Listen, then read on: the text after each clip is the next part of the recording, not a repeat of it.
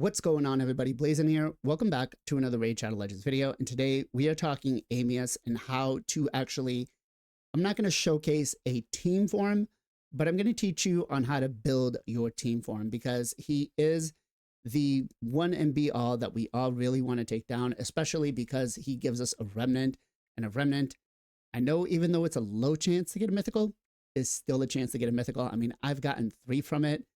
And man, there's nothing better, right? It's a free shard that you can get a mythical from it. But with that said, because every single rotation, the champions you're allowed to use are changing, and there's going to be more rotations coming in, it's easier to just, not easier, but better to show you how to do Amius and how to take Amius down, as opposed to showing you a team, right? As the old saying goes, give a man a fish, feed him for a day. Teach a man to fish, you feed him for a lifetime. So I'm teaching you how to take Amius hard mode down, which can essentially work for normal mode. And that way you can take him down every single rotation, not just one. Let's talk a little bit about the passives here, because some of these are really crucial on what you have to do and what you shouldn't do, right? So you have a filtering speed, immune to decreased speed effects, and turn meter reduction. So trying to be able to keep his turn meter down or give him decreased speed is not going to work. You don't need to bring it. Those are wasted buffs or wasted debuffs to put on him, right?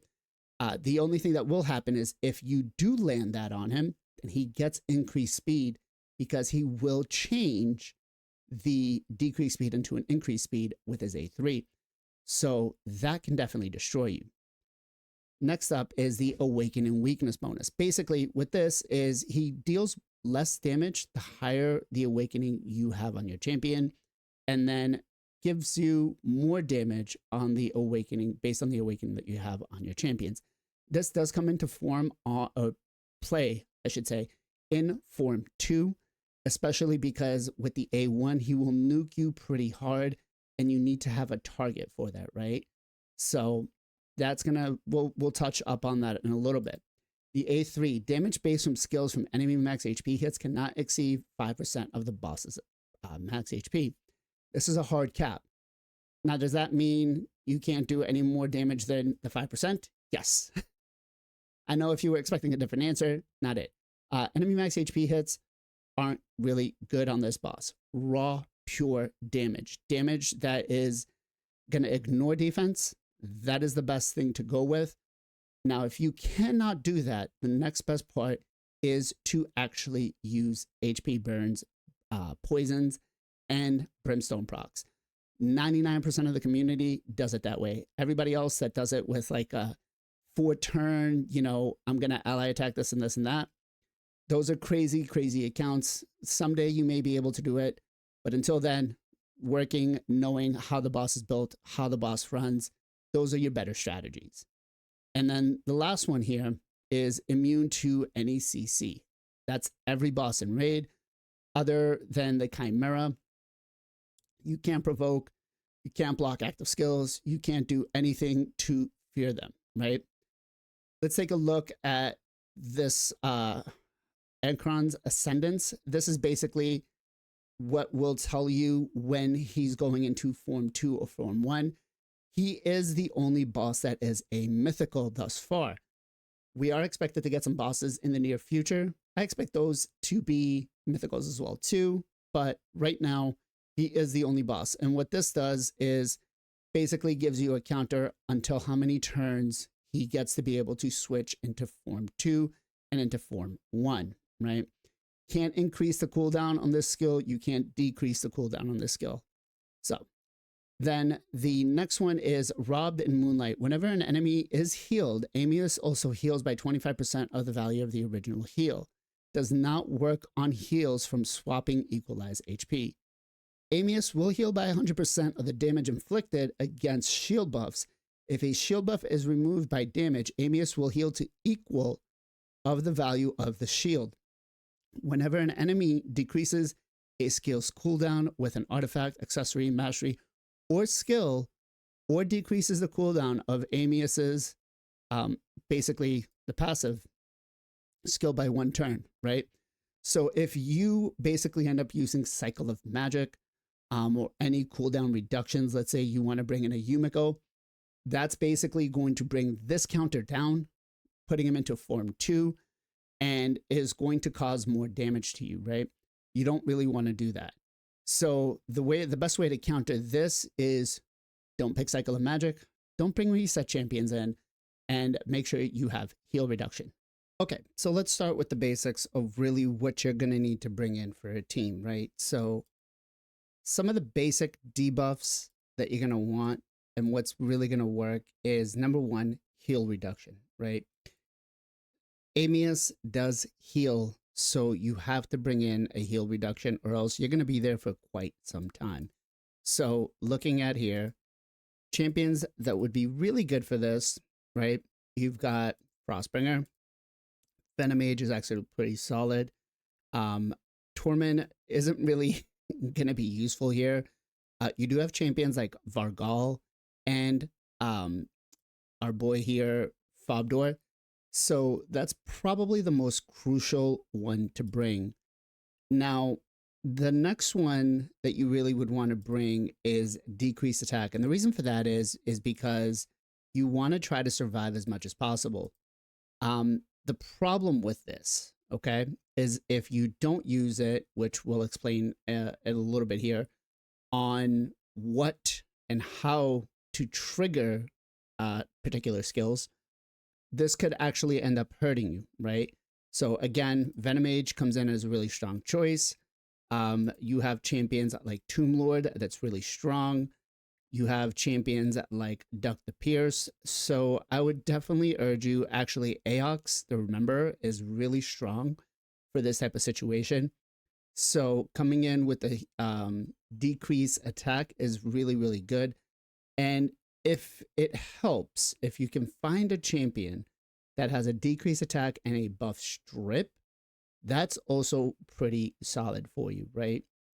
The next thing you want to bring in is not actually decrease defense or weaken or decrease speed or any of those buffs. It's actually poisons, right? Poisons are really one of the best ways in HP burn to try to take this boss down. So looking at this, Calvilaxes are not really ones that you want to bring in. Again, Teox, Aox, the Remember, not Teox, sorry. Aox, the Remember. Dracomorph, definitely pretty strong. Tomb Lord, again. Venomage, right? Delaja.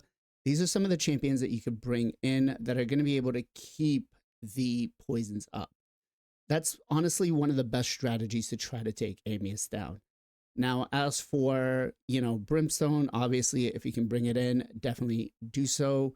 Other than that, it's really trying to bring in the decreased defense to nuke, the weaken to be able to nuke. Not every account is going to be able to do that. Yes, you will see your teams out here. Like if we go into best teams, you're going to see that there's teams here that are taking 4 turns. Okay. Kind of crazy, but it's not it. Like not everybody's going to be able to do these types of teams. These are pure nuke teams. It's just not going to work out. But slow and steady always wins the race. All right. So let's talk about how we proc the A2 and the A3 to happen. Now, ideally, what you really want to do is you want to open up with 2 debuffs on him. Now, the reason we say 2 debuffs is because the A3 is going to take priority if he has 2 debuffs.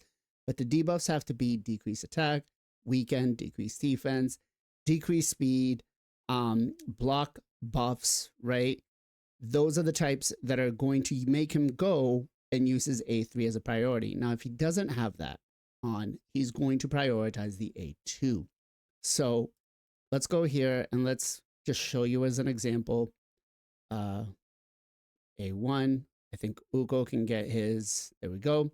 Okay, so Brimstone will not actually proc the A3, okay? So let's go A1 here, and we're going to use the A2 here. Okay, so perfect example, we've got 1, 2, 3 debuffs that can be transformed. So right now, he's going to go into his A3 as opposed to his A2, right? So let's go ahead. And as you can see, as we predicted, he went into the A3. We've got increase attack, increase accuracy, and then we counterattacked and we got the heal reduction from our Morrigan.